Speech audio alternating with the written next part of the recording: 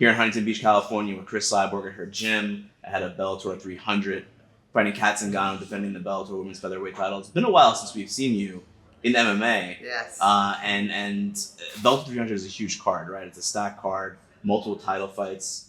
What does that mean to you to fight on that big card? No, I'm very happy, thankful for this opportunity. I've been doing my last 2 fights was boxing, so I've been working a lot of boxing and upgrade my game. I'm really happy back to Bellator and fighting the big, huge cards. It's 4 titles in the line, and happy, thankful, for the opportunity to be in Bellator in San Diego and Bellator 300 History 1. Kat Zingano is someone that I think a lot of people are interested in you fighting because she's fought at the highest level. She's a veteran. And you were calling her out for a while on Twitter. I think there was a countdown at one point. I think every day you were kind of tweeting, about Zingano. What do you like about this fight? Kat, she's a big name, and she's undefeated at 145.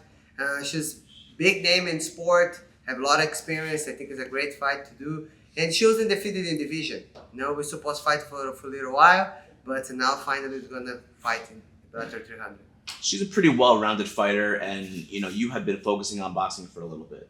So what is that like to go back to MMA, and what are the challenges does she present to you as far as the MMA game goes? My last fight I fought on Southpaw, so we've really been training a lot for Southpaw. She's Southpaw. I believe my next one maybe opponent is gonna be Southpaw. I don't know. So I've been really training for Southpaw. I know she's a grappler, so we've been training a lot of grappling too with Cobrinha. And I brought one coach from my first coach of wrestling from Brazil, Fabio Cunha. So I learned my suplex from him, a lot of things in wrestling. So I felt my heart bring him, and so we're doing an amazing camp together. And they work a lot of grappling. I know she's a grappling. I like strike. If I have the opportunity to submission, I will.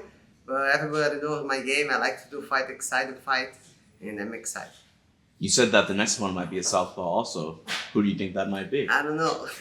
Seems like you already have that person. I know, you've been training, you've been working a lot, Zingano is, like we said, a veteran and a star. But she's also based in Southern California like you. Have you ever trained with her at all? Do you know her at all? I met her a couple of times. Mm-hmm. I think when you fight together in UFC card, we see her. She went to one time at the Punishment gym. I met her, say hi. But we never trained together. Never have anything against her. I think she's a great athlete, and it's gonna be a great fight.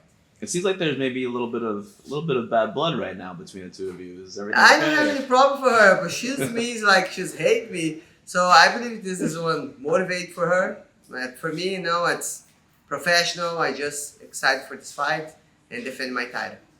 I know that there are some things obviously that are out of your hands, but if you hear the reports and rumors about Bellator, what's going to be next for Bellator's future? Could PFL buy them? What's going to happen to them?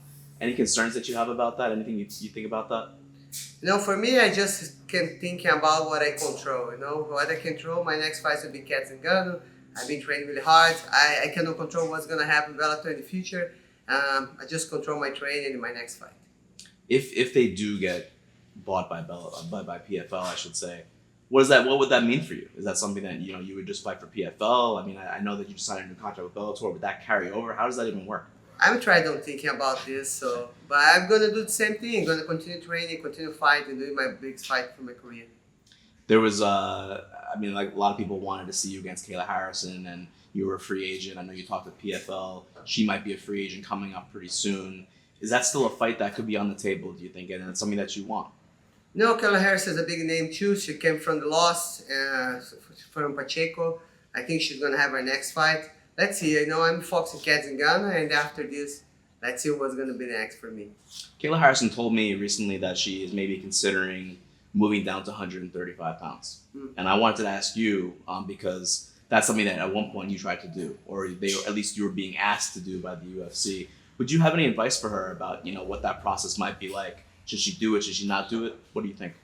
No, I didn't know about this 135. I tried the 135 to make the fight Ronda Rousey.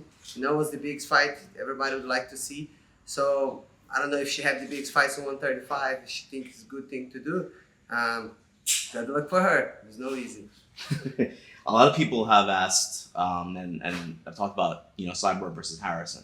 But I think Cyborg versus Larissa Pacheco could be a very interesting fight in the future too. Brazilian like you, a lot of comparisons, I think, big power in her hands. I'm sure you've seen her fight. Is that a fight that could maybe happen down the road?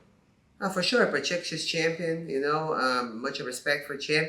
And if it is, I want to do the biggest fight for my fans. And if the next one, if it be Pacheco, it's going to be ready and it's going to be a great fight.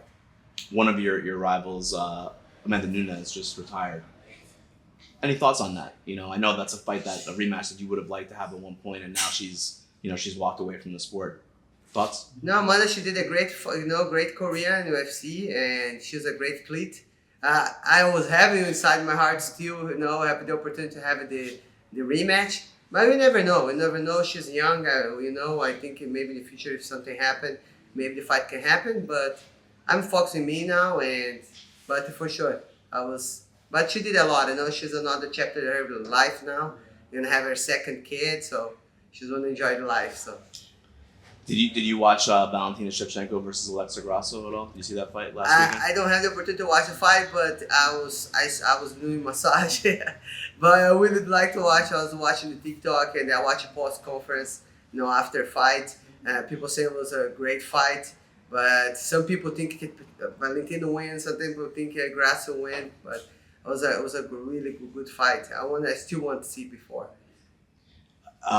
Last thing, Cris, I wanted to ask you about. Your thoughts on the future of women's MMA, because Nunes just retired, and it's almost like your generation is kind of not to say you're old, but it's, you're kind of you guys are kind of. I'm next in the line. Hey, look, you're still doing your thing, but the new generation is kind of coming up now. Who do you watch? Like, who do you like? Who do you think is the future of women's MMA?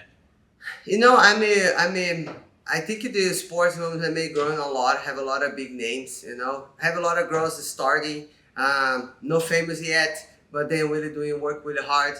Have the girl, Dione Barbosa, she just signed with Bellator UFC, so I went there, she was her dream, and she did really good. They have a lot of big names in Brazil too, they find UFC.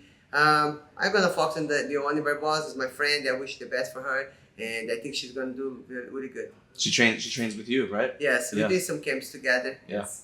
Maybe like someone like a Natalia Silva who's down in Brazil, like some of the Brazilian talent who I'm not sure if you've seen her before, but she's like a top prospect that. Yes, I have a lot of Brazilian girls, especially 115 pounds, and then have a lot of girls. I was surprised to see you at the UFC Apex a few weeks ago for that fight. No,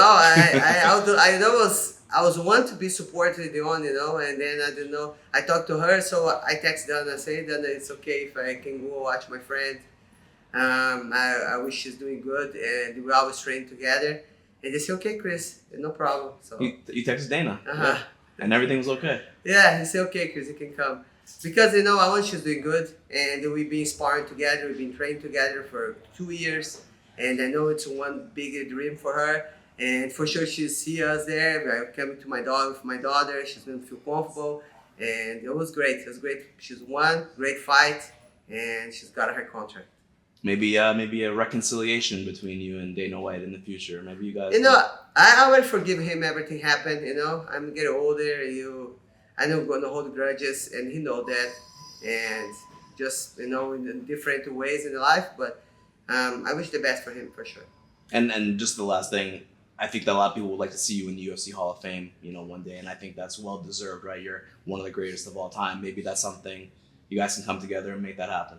I don't know. Let's see what is the fans. This is the handle of the UFC and Dana White, but I'm going to continue my journey. doing what is the best for the sport. Not just for me, but for the women's MMA in the future. And if any of the line does happen, it's going to be amazing. Be very thankful. Thank you so much, Cris. Welcome, guys. I appreciate it. Thank you.